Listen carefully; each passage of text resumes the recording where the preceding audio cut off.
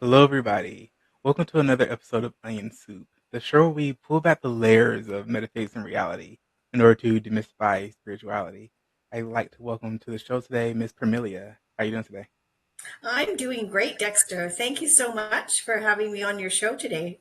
For sure. Well, thank you for coming on. So, tell us about what you do. I know you do a lot of work with the emotion code and helping people to become more realigned. Yeah, so I'm certified in both the emotion code and the body code. The emotion code is actually looking at the emotions that we could have trapped in our subconscious. The protocol was created by Dr. Bradley Nelson. He calls them trapped emotions. They're kind of balls of negative energy. And the body code is really cool because it incorporates the emotion code, the chart that Dr. Bradley Nelson came up with, and it looks at everything that's going on in the body. So where could these emotions be trapped?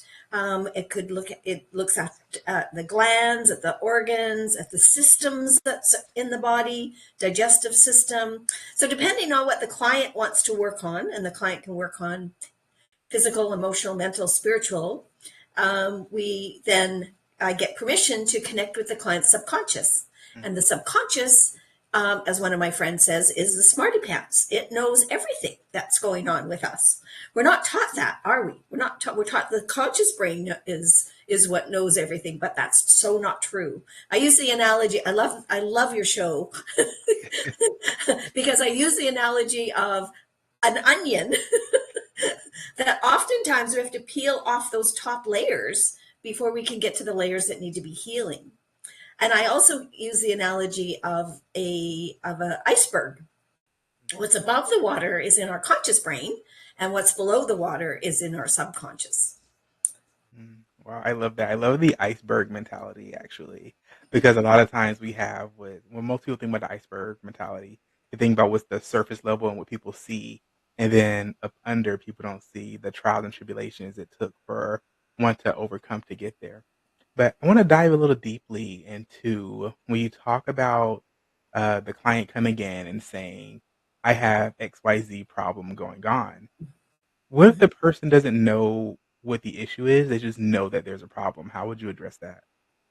Well, again, their subconscious is going to tell us where we need to go. So, looking at my program, the body code program, which I have on my tablet, so whether I'm doing it over Zoom or whether I'm doing it in person, it's the same process. So, connecting to the client's subconscious and then muscle testing to determine where in the program that we need to go and what we need to find. And what's really, really cool is to release the trapped emotion once we find where it is and what it is. I just use a little magnet Hmm. and we connect the magnet to our electromagnetic field, which again is really true to who we are. And doesn't lie, just like our muscles and just like our subconscious. So Dr. Bradley Nelson was brilliant in that bringing all those three components together, and then that's the process that we use. So oftentimes people won't know that it could have been an inherited trapped emotion. There's one called prenatal, which means something was going on with your mother when she was pregnant with you, but you got the trapped emotion. I never think that's fair. That is one of the ones. You can absorb trapped emotions from people, and you can inherit them from many generations going back in your family history, both your father's side and your mother's side. So we just look at the layers again, and we just go deeper and deeper until we can find out what it is that needs to be released. Interesting.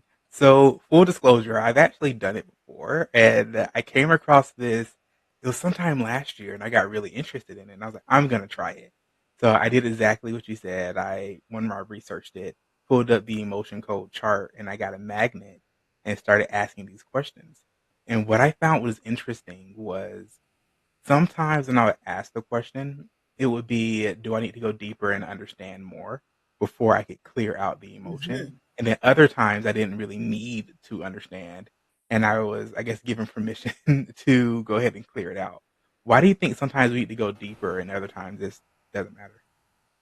Well, I always ask my clients once we find the trapped emotion and we release it, then I ask, do we need to know more? And so that way, I look at, let's say somebody's in their 40s. So then I just muscle test and say, okay, well, was this trapped emotion? Does this emotion get trapped when you were in your 40s? No. 30s? No. 20s? No. 10 to 20? Yes. So what age were you when this emotion got trapped? Now, oftentimes people remember, they'll have something, that an incident, or it could have been an accident, or it could have been something that they actually do remember where they were at that time in their life. But you don't have to. And that's what I love about this, because um, Dr. Bradley Nelson gives his book away to anyone who has been in the military who suffers from PTSD, because it works so well. It's not talk therapy, not to say anything bad about talk therapy, but you don't have to remember. You can just find the trapped emotion and clear it. So to answer your question, I think it's just, again, looking at, we're so multidimensional as humans, right? And we don't often think about that intellectually. We just who we are. But because we have these layers, we have to look at what it is that needs to actually be released, and how deep we need to go. Wow. Have you ever had anybody after going through this treatment have recurring issues? Now, what happens is, I can't really answer yes or no to that question, because what happens is we have these layers. And so I always recommend, I have some packages. And so I always recommend to start at least with a package of 3, because then that will give us an idea as we're peeling it off. And also my previous training that I had on energy work is that you don't want to release too much at one time, because then your energy body and your physical body are going to be all out of sync. And so I'm always very cautious about asking the subconscious, asking the client subconscious, do they want to release anymore? And if the subconscious says no, then that's all we do for that day. But oftentimes we do need to go back and look at it again. So the chart, I know you're familiar with the chart now, that chart of 60 trapped emotions that Dr. Bradley Nelson created, you could easily release some of those emotions 2 and 3 and 4 times, because now you're releasing them at a deeper level. Yeah. So when you do start to release those emotions, I know that it can be very jarring for a lot of people. Mhm, Is there mhm. anything that you do or that you can recommend to people in order to maybe help to balance that energy? Yeah, so drinking lots of water helps flush out all of those balls of negative energy. So I always recommend clients to make sure that they drink lots of water. I always have water in my office if I'm seeing clients in person, and make sure that they're flushing those out. I always also tell them that there is a processing period. So if we are in a session, a 45-minute to an hour session, and we're releasing, let's say, 20 balls of negative energy, that's not only just coming out of your subconscious, it's also coming out of your body. So there's going to be a discombobulation a little bit. You're going to be out of sync. And so I tell them to just take good care of themselves. Sometimes I'll have clients yawning at the end of the session. I'm like, go home and have a nap, because you have released all of this energy, these balls of negative energy. And so it does affect you physically. So I guess my first question, because I was going to ask something else, but how did you get into this? Oh, well.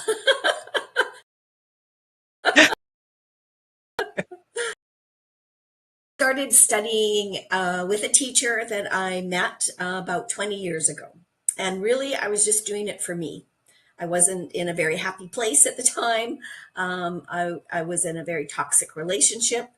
And I knew, because of just all my other reading that I had done, I knew that I had to look inward. I had to go in and find what really was the issue, and work on myself. And so my energy teacher taught me the language. She taught me about, always knew that I knew things, but I didn't know it was called intuition. And she taught me about energy. She taught me about vibration. And she taught me about the law of attraction. The vibration you give out is the vibration you're going to get back. And we talked about chakra balancing, making sure our chakras are in balance, realigning limiting beliefs, those belief systems that we grow up with that, at some point you go, really, that doesn't fit for me anymore. And how to release that energy, that negative, those beliefs that no longer serve you, energy. Also, the other piece that I studied under her was healing past lifetime energy. Now, that's something that I'd always believed in. It's not something you can start a conversation always with. And I was very cautious as to who I talked to. But everybody that was going to her classes all believed in past lifetimes. Honestly, the first day I was there, I was like, I found my people. And so studying with her, I studied with her for 8 years, and studying with her just really taught me so much about vibration, about energy. And as I said, I only ever thought I was using it for me. And then I moved to another city, and I was not going to be able to see her very often. And so I was kind of bemoaning the fact that I was going to miss her. And she said, "Oh, no, you're going to be doing something like this." And I was like, excuse me, I'm going to what?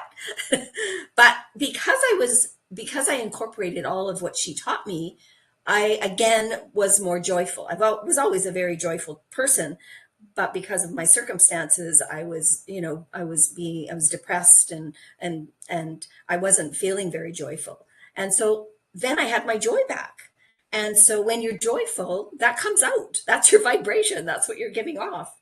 And so my coworkers at the time, they said, what's going on with you? You're always happy. You're always, you can fix things. I was working in a high-end restaurant at the time as a hostess, and the servers were like, this happened and that happened. And so I said, well, I do an energy balance before I come to work. And they're like, you do a what? And then again, they were like, when I explained about chakra balancing, they were like, oh, we need to know how to do this. So I was going back to the city where I was from originally, and I got in touch with my teacher and said, well, apparently your prediction is coming true. And so she really just gave me permission to use everything that she had taught me. And I started teaching out of my home. Wow. I think that's so wonderful. I love hearing people's stories about how they got to really exactly to where they are. 'Cause I feel like they all kind of start off the same. It's interesting to me how a lot of people who we would consider light workers and healers oftentimes start off with trauma and Mhm. have to go through what we would call like the dark night of the soul in Yes. order to really have that contrast on, okay, so I don't like this, but I don't like it to the point where I want to help other people get through it, you know? So in your practices, what's been one of the most interesting things that's come up From a client point of view, do you mean? from a client point of view? Yes. Yeah. I have a couple of examples. One of my clients, who actually is a body code practitioner himself, only he comes to me if he needs help, and he had a lot of pain and discomfort in his neck, and he couldn't seem to shift it himself. So we did some sessions. We did 3 sessions, I believe, and what came up was the where this came from, the trapped emotions that we were finding. And I think we are finding resentment and anger, and I'm just trying to think of some of the other ones that happened a little while ago. And so these trapped emotions actually happened. Was in his 70s, and it actually happened when he was back in his 40s. And when we determined the age, he remembered it was a job that he had and got fired from. And it was pretty traumatic for him because he was a breadwinner in the family. He had a wife and children, and he said, "Oh my goodness, yeah, I do remember. I remember how devastated I was that all of a sudden I didn't have work." And so we released these emotions, and he didn't have any issues with his neck and his back anymore. So I also did one recently just for myself. I used to be allergic to cats, and I was going to visit my son who has 3 cats, and I was staying with him. And I thought, where did this allergy for cats come from? And then I remembered back when I was 9, or I think it was 7, and I had a cat. because that's why I was wondering why I used to have a cat. But I had to give my cat up because I was getting a baby sister. As much as I wanted my baby sister, I didn't put the correlation together until like a couple of months ago that I had this allergy because I don't want to get close to another cat because what if I have to give it up? So that's all Hmm. part of those emotions that get stuck in the subconscious. And that was a long time ago. So I released a bunch and I went to visit my son. I stayed with him. I had no issues with cats. Oh, interesting. I never even thought about it being used to get rid of something like an allergy or I don't know, because when I think about the emotion code, I think about other physical ailments. I know for me, I've always had these digestive issues, Hmm. and I had issues with blockages around my heart chakra and blockages around my throat chakra. So I had to go through and systematically start to release those things. Hmm. But Hmm. I definitely have some questions about past lives.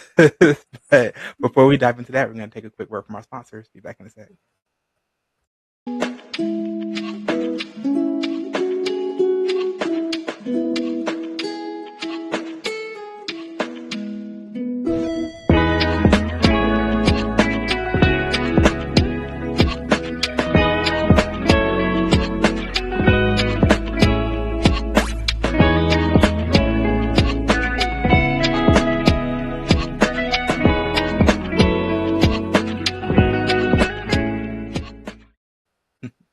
Welcome back, everyone. So, earlier on, we were talking a little bit about past lives and your experiences with past lives. Um, do you ever do past life regressions for people? Have you done them for yourself? And how does that work with your business? Well, I don't do past life regressions. I do the energy healing from past lives. So it's a little bit different. I believe really, you have to be very have the schooling and Dr. Brian Weiss, you probably know about him. Mhm. He's a psychologist, so he's got the credentials to do past life regression. What I'm looking at is what was that energy from that past life that you've now brought into this past life. And so the process that I take my clients through is the same one that my teacher took me through. Determine what country you were in, what century you were in. Were you male? Were you female? And in fact, were you harmed? Did you do harm? You just have to, well, I used a pendulum for years, but you can muscle test and get those answers. And then ask the energy to leave. And will it leave? So if it won't leave, that's either yes, it will leave. Okay, good. Or if it won't leave, there's different. Well, maybe it wants to stay and still teach you something, or maybe it's ready. It's not going to go, but it's ready. It's ready to leave. So there's a few. I just actually had a client today that we did that, and so it's kind of fresh in my mind that we what how you have to ask that question and how you need to ask for forgiveness and also ask if you need to give forgiveness because forgiveness is such an important emotion and such an important thing as part of our energy healing. So when you ask for forgiveness or ask if you need to give forgiveness, and then the next question is there somebody in your life right now in this lifetime that's got the same energy, Hmm. and who might that be? Interesting, interesting. Mhm. So, why do you think it's difficult for us to forgive ourselves and others, but mostly ourselves? I just think that we probably don't often believe that we deserve to be forgiven for whatever reason. I'm a Course in Miracles student, so I'm all about forgiving. And really, we need to forgive ourselves. We're human. So I think it's very important. Forgiveness is, I think, one of the high vibrations on, especially on. I'm trying to think of his name now. Dr. David R. Hawkins, his map of consciousness. So forgiveness is a very high vibration.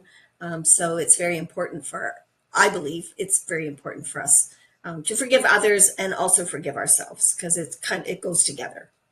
Yeah. Yeah, I agree. 100% agree with everything you just said because oftentimes we really don't feel like we deserve forgiveness, and we often feel like we deserve the punishments for whatever reason. And it's until we get past that in our lives and our journeys, that's when we can really push forward and start becoming happier and living more fulfilled lives. Yes, most definitely. And when we can get past that, as you mentioned, then we're living our purpose. We're here for a reason, not just to exist in this physical body. I truly believe we're here for a reason. And once you're in your happy place, then you want to give. You want to share what you've got. You want to give to others. You want to be able to make other people's lives better if you have the opportunity. Yeah. Yeah, I agree. A lot of times or at least I hear people say that there's no real purpose and meaning to life. I'm like, well, I think we give life the meaning. Hmm. And a lot of times when we get to a place where we are happy, it's exactly like you said. You just want to share that happiness. You just want to spread that joy. And we all do it in different ways. Absolutely. Having a purpose also, it's got a different definition, I think, than oftentimes what we think. I know I certainly didn't really think about my own sort of spiritual or soul purpose while I was raising my children. I thought that was my purpose, to be a good mother, to be a good wife, to try, make sure things all ran smoothly. And then met a young woman who wrote a book about purpose. And that's exactly what she was talking about. She was talking about finding our own soul purpose, finding our own identity and what that purpose is. And I had never really thought about purpose in that context before. So it was a real eye opener for me to then go, oh, all right, there's more to this than me just, making sure the house is clean and all the clothes are washed, the dinner's on the table. Right. But Like I that. also feel like one's purpose evolves with time, Oh, because I agree. Yes, yeah, because at what point your purpose absolutely. is to do one thing, and the moment you fulfilled that, instantly it's like the universe shows you what the next step is. Yes, isn't that true? Absolutely, for sure. So when did you decide on your life's purpose, Dexter? Ooh, to do this? Well, the way I explained to people, it was only but a voice. I have my degree in biochemistry. I was in the military for 5 years. And right when I finished my biochem degree, I was going to go to graduate school and get a PhD in neuroscience. And I was sitting in my apartment at the time and heard a voice that said, you could go to graduate school, you could go get a PhD, you can go serve the world in the community doing this, or you can take a different path and show people a different way and teach people how you became happy. I used to be extremely depressed, angry, and anxious, and show people how you went from being depressed into being Mm, happier. And I would have wanted someone to show me that, in my earlier years. So I decided absolutely. that, sure, I'll go ahead and try that. And I started a business called Tropical Wonders, where all I wanted to do was promote um, really high vibrational ideas. Hmm. A lot of our Hmm. products have like chakra symbols on them. We Yes. talk a lot about astrology, metaphysics, and all of our products are like that. And then I realized I really like talking to people about these subjects. I want to get out there. So I started being a guest on different people's podcasts. And sometime last year, I met a young lady who said, you should have your own show. And I decided that I'd go ahead and start this up. But my overall goal, all of these things, I do it to I call it raising the overall vibration of the world. And my ultimate goal is to build a holistic and naturopathic resort that's dedicated to helping people heal their mind, bodies, and spirits. So I guess Beautiful. to answer your question, I guess I figured this out back in 2020, 2019, around that time period. Perfect. It's beautiful. Yes. I think that's so important when we do finally find what that purpose is And then we realized we can share it. Once you have that joy, as you mentioned, yes, then we get to share it with other people. I really believe in sacred exchange. And so I really believe that, whatever I can share to make other people's lives happier or healthier, that's my purpose. That's what I want to do. Yeah, I 100% agree with you. I agree with the. I was actually talking to my dad this morning about energy exchange and equal exchange, and how when you get into a relationship with anybody, not just romantic, but any type of relationship, Hmm. Hmm. there's that energetic interaction, and Absolutely. you have to resonate with each other in order to grow with each other, in order to push past. And we start teaching each other different things about ourselves because everybody that we meet is a reflection of self, and we can help each other grow that way. But Absolutely. yeah, but we only have a few minutes left. Is there anything you would like to leave with the audience before we go? I always suggest that people be curious. I now say that what we got in trouble for as children is probably our gifts. I like that. You can use it. So I always got in trouble for being too sensitive, and I always got in trouble for asking too many questions. And now the work that I do with my clients, I need to be sensitive, and also I've always been curious. I love to know. I love to learn, and I love to teach. So I love to share what I've learned. So yeah, that's what I always leave. I'd like to leave with your audience is ask those questions. Be curious. Wow, I love that. The things that we got in trouble for as kids is probably what our gifts are. Yeah. So definitely going to be using that, and I recommend that everyone use that as well. Well, I want to thank you, Miss Permelia, for coming on, and I want to thank you, everybody, for watching this episode of Onion Soup. I appreciate you all. Have a great one. Bye. Thank you so much, Dexter.